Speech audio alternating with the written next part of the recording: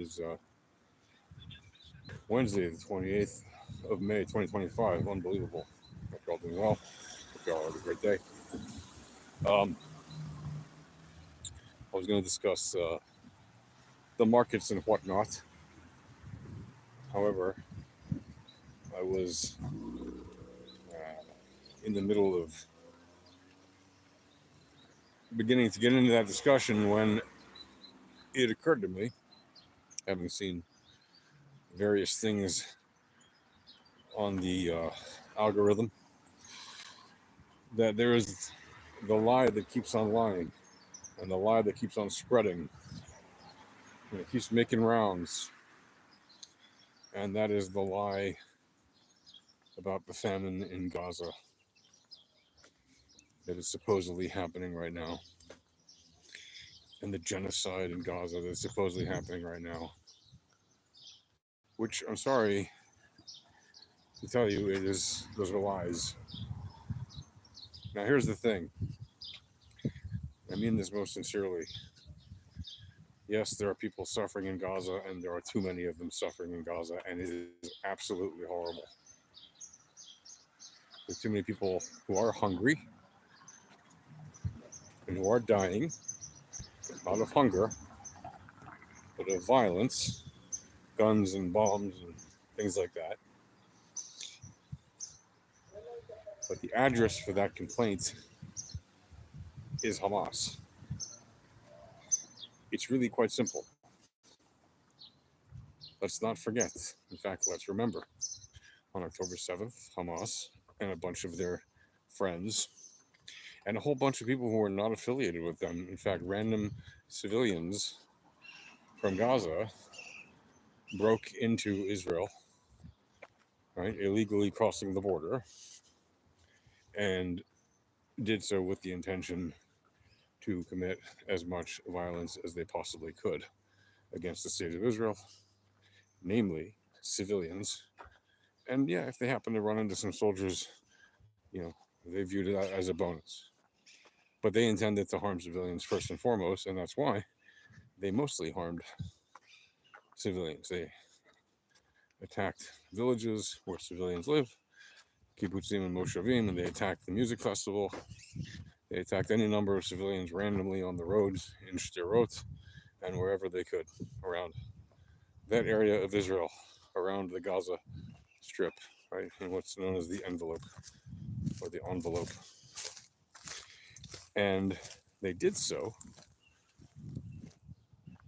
because, for a number of reasons. One, they feared that Israel was getting too close to signing a peace deal with the Saudis. You see, if Hamas suddenly got sidelined by Israel and the Saudis having a peace deal, because if Israel and the Saudis have a peace deal, there's no reason for really any Arab country to have a war with Israel, because the Saudis are literally the Mecca of Islam, right? They're like the Holy Grail, right? They're the religious authority in that religion. If they say we have peace with the Jews, then the rest of that form of Islam, by default, kind of has to have peace with the Jews. They may not all do it immediately, but they will all do it very quickly thereafter. And everybody knows that. And that's why a number of countries have made peace before Saudi Arabia. They're like testing ground to see if it was possible. And now there's obviously the Abraham Accords, 5 years ago, 6 years ago, when Trump had those agreements, bear fruit. And so Israel had peace with the UAE and a bunch of other, Morocco and a bunch of other countries, right?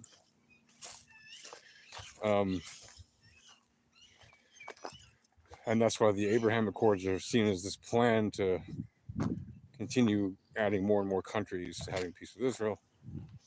Whether or not that will happen largely depends on how this war with Hamas continues and ends. Because even though Saudi Arabia wants to sign a peace treaty right now with Israel, it's hard for them to say it publicly while the Palestinians are fighting and dying. And specifically while Hamas is fighting and dying, but because there are civilians dying. Well, here's the thing. Unfortunately, and this is a terrible reality of war, civilians die in every war.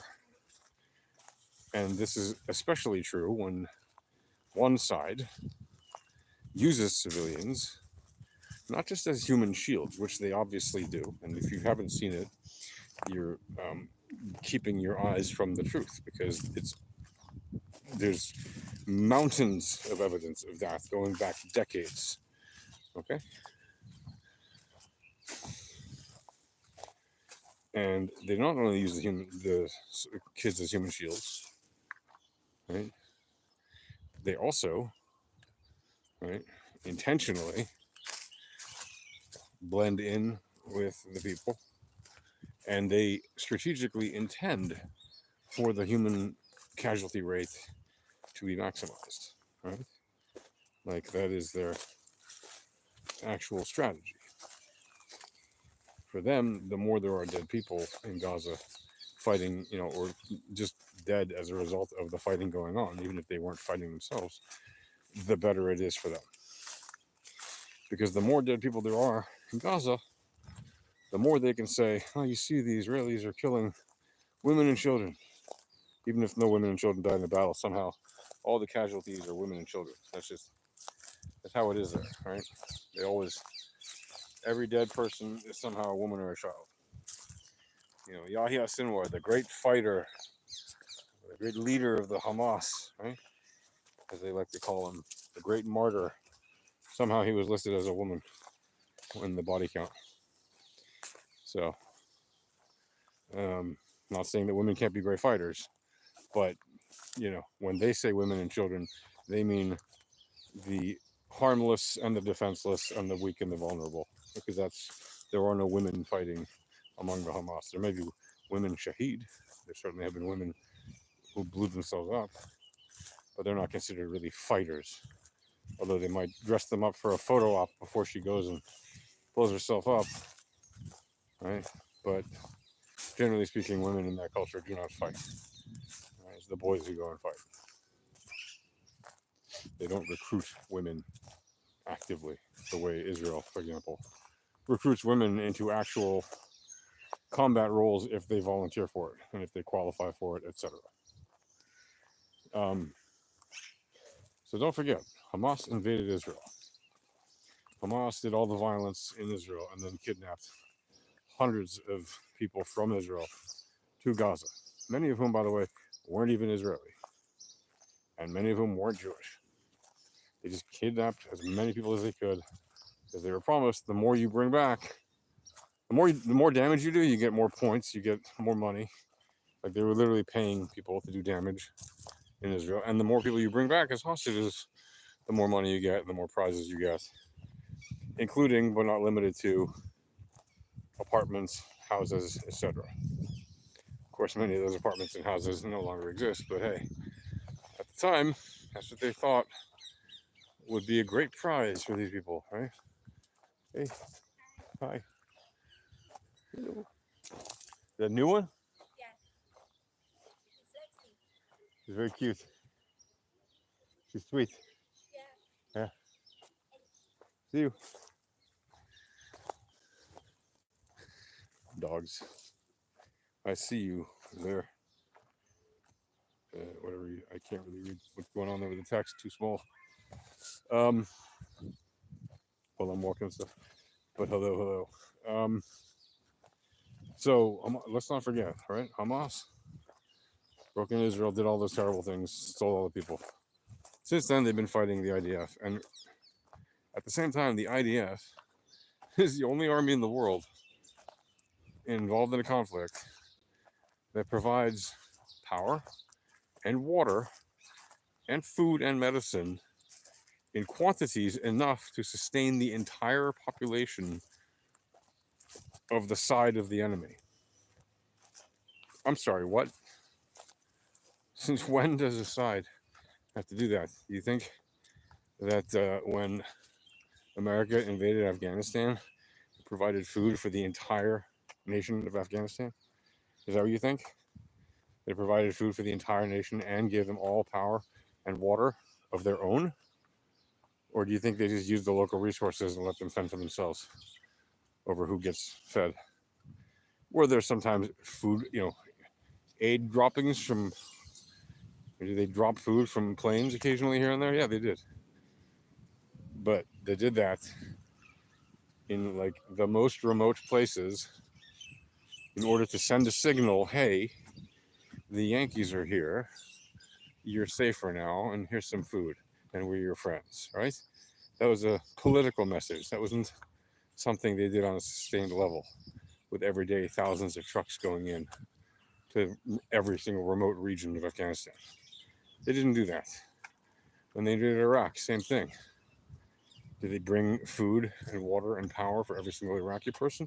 No, they just invaded the place and destroyed tons of it and killed hundreds of thousands of people. Some people say 1 million people, but whatever. Hundreds of thousands of people, probably, at the very least. Were there any claims of genocide then? Was there any claim of starvation then? No, because there wasn't. Did innocent civilians die? Yes. Hundreds of thousands of civilians. You think it was all soldiers? No. The average kill ratio of civilians to combatants in Iraq, the U.S. killed on average 9 civilians for every combatant. 9 non-combatants for every combatant. 9. In Gaza, the ratio is less than 2 to 1. And probably even less than that, given that Hamas itself admitted just about a month or two ago that up to 76%, it was 72%, so whatever, basically 3/4, okay? Roughly 3/4 of the deaths in Gaza due to the actual war were men of fighting age, Hamas terrorists, combatants. Now, was every single man of fighting age necessarily a combatant? No, but here's the thing. They updated their roles, right? They updated their list of who was listed on their roles. And it was up to 3/4 of the people dead suddenly were listed on their roles. So those people were, yes. Now you could say, oh no, that's not true. It's propaganda from Israel. Well, if it was propaganda from Israel, why is it published on the Hamas website? Kind of hard to justify that one. And it wasn't like published there for a minute and disappeared. No, it's still published there. Months later, they didn't take it down. What, they don't control their own website? So if you go by that number, the number is insanely low. There isn't even a comparison in history that you could make. And that's just how it is. We got a very simple situation here. One side wants to live in peace, and that side is Israel. They just want to live in peace. They don't want any trouble. They don't want to fight with their neighbors. They just want to live in peace. But they face another side, which is a very angry group of people that just want to kill them. That's all they've ever wanted. They've never once stopped wanting to kill them from before they were a country, right? From before like the state of Israel was reestablished, right? We were attacking Jews and doing that, pogroms and everything else across the land before Israel was reestablished as a state, and to this very day. So that's the situation. It's not complicated. Get your head around it. And yeah, stand with Israel. Hope for peace, victory. Am Yisrael Chai. Shalom.